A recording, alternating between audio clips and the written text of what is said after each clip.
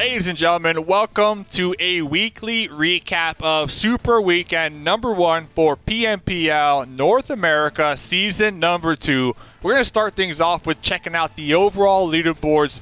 Keep in mind, this is only week number 1. We do have 3 weeks in total, so there's a lot of room for improvements. But getting into the list, 15 games deep, 15 games played. You have to remember, each chicken dinner equals $1,000 in the bank, in the pocket, baby. So exit number 1 in the lobby, walking away with $4,000, almost 200 points. So hats off to them. Another sleeper team that honestly nobody had their eyes on coming into the Super Weekend has to be the Panthers. 1 chicken dinner, 152 points. Talk about consistency. Even when they lost 1, they lost 2, maybe even 3 players mid to late game, they always had that solo alive to keep the dream alive and make sure to secure those much needed placement points.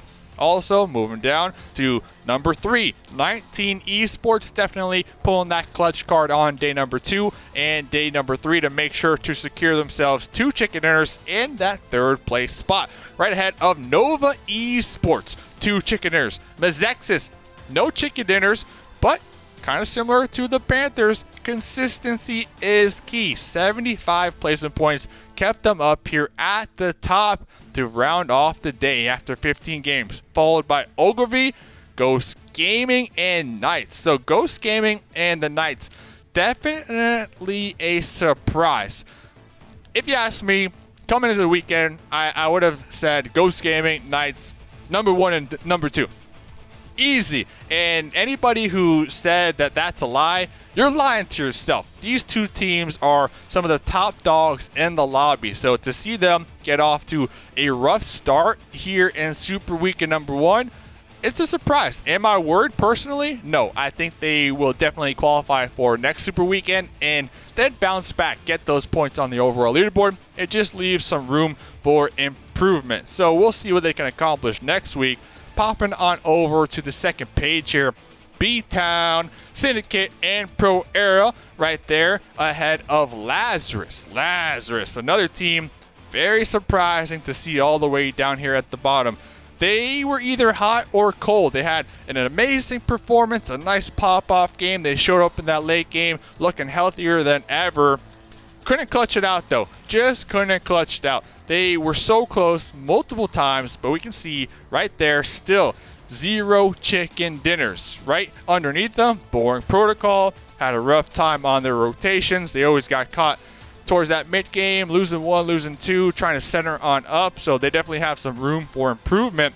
But talking about room for improvement, UYU, the Hit List, and the Illuminati dead last down here at the bottom. Talking to a couple of these players, they told me, yo, Mustache Dave, we got to work on our in-game communication. So hopefully they can do that during the league play for week number 2. Make it here to Super Weekend number 2 and pull it right back, baby. We are only at the beginning. So, hey, GG's to all these teams here on the overall rankings, and best of luck in Super Weekend number 2. Top 10 players of Super Weekend number 1. Let's get into the list. Pull it on up. Let's check it out. Let's start this.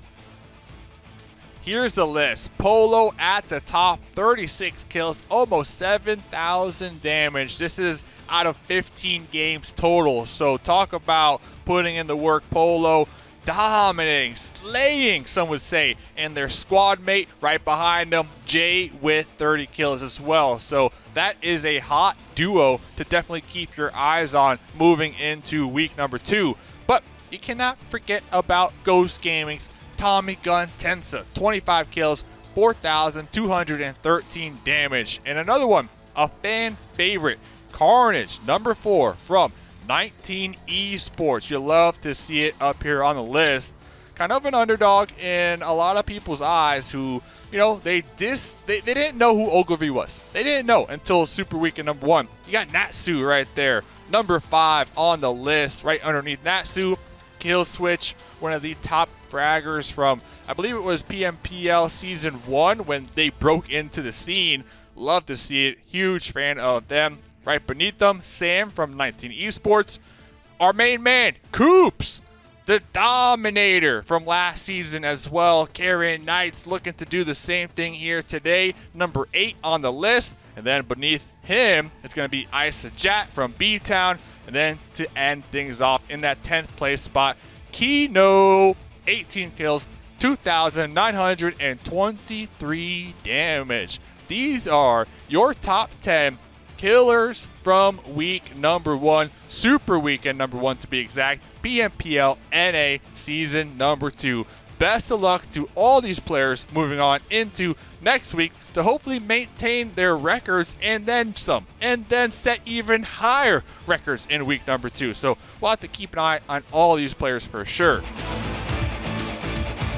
To start off Super Weekend number 1, day number 1, a lot of expectations coming into the week from Ghost Gaming, from XSET, and even 19 Esports. Those are those big names that everybody had came to love throughout the league play days and throughout other PMPLs. But today marks the day of Ogilvy. Ogilvy showing up here with the new strategies that they implemented compared to their league play where they barely just qualified. Completely flipped the script. They popped off, got a bunch of kills, Natsu in particular, 12 kills to their name.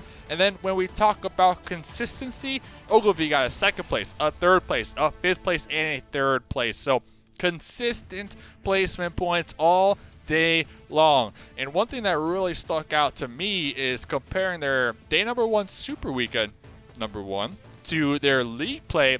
They kept getting caught off guard on those rotations. I think they went back to the drawing board. They realized where their mistakes were, so they played it nice and slow, nice and steady on day number 1, and it really paid off because it also allowed them to capture some very key points on the map that allowed them to gatekeep other squads moving forward. So the planning ahead really paid off here. Will they be able to maintain it day number 2?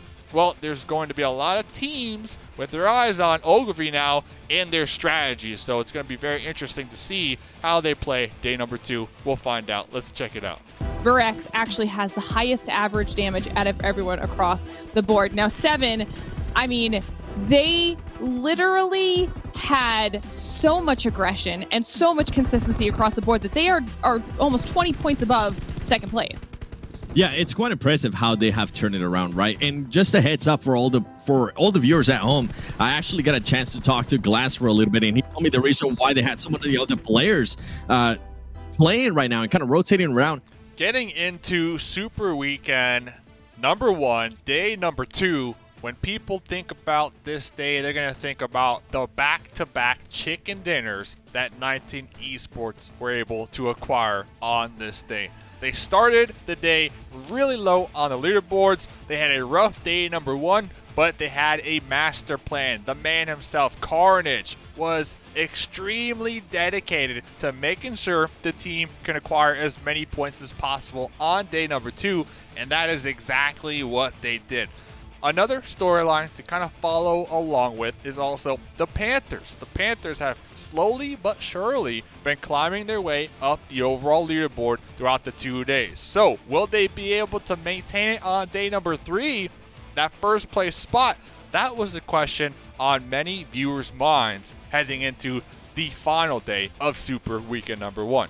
The best placement that 19E was able to manage was a 4th place finish, and that was literally only once out of all of our games all day. Most of their placements were actually double-digit finishes, 10th place, 15th place, 13th place. I mean, that was not the performance we were hoping for out of them. Day 2, they get the back-to-back chicken dinners, which, you know, they're the first ones to do over any of our Super Weekend here so far. Plus, they have their 3rd place, so 3 out of the 5 games, they're podium finishing. I mean, 7...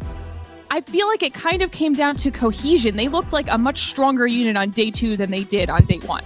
They definitely did. I think one of the main things, we got to give some props here to a veteran of the sport. And finally, to wrap things up, Super Weekend number 1, day number 3, we have to talk about XSET. Talk about repping that set to the fullest.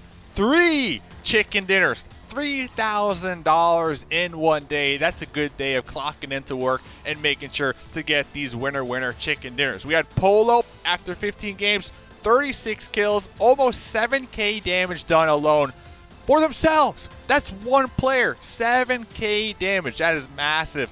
Followed by Jay, 30 kills, Kill Switch, 19 kills, and J7 with 14 kills. So, Xset repping that set, day number 3. It was their day. It was their time to shine. And they ended off the Super Weekend on a high note. So, that is the nice recap of Super Weekend number 1, day 1, 2, and 3. Everything you need to know. I hope you enjoyed this recap. Until next week, keep playing PUBG Mobile. But it all comes down to Chiffon here as YDD does end up getting dropped. Rin taking a bit of damage as well. Chiffon on the outside is going to be the key factor as Jay sitting down in the back, continuing to keep the pressure on for the team, relay that intel back. But Xset will not do what Nova did. They will not give them a second to rest. But the team shooting is absolutely there. Trading one back, though. It's a 2v1 situation. It all comes down to this. Can Nova Esports survive? They know where the last player is. Xset, both healthy, both ready to take this, trying to confirm the points while they still can. Keep the pressure up on both sides. The Chiffon knows they need to make this a 1v1. They have to try and take the fight. They know they can win. Here's the footsteps coming in on the outside. Pre-fire, but I'm not sure it's going to be enough as Nova Esports is going to drop Xset.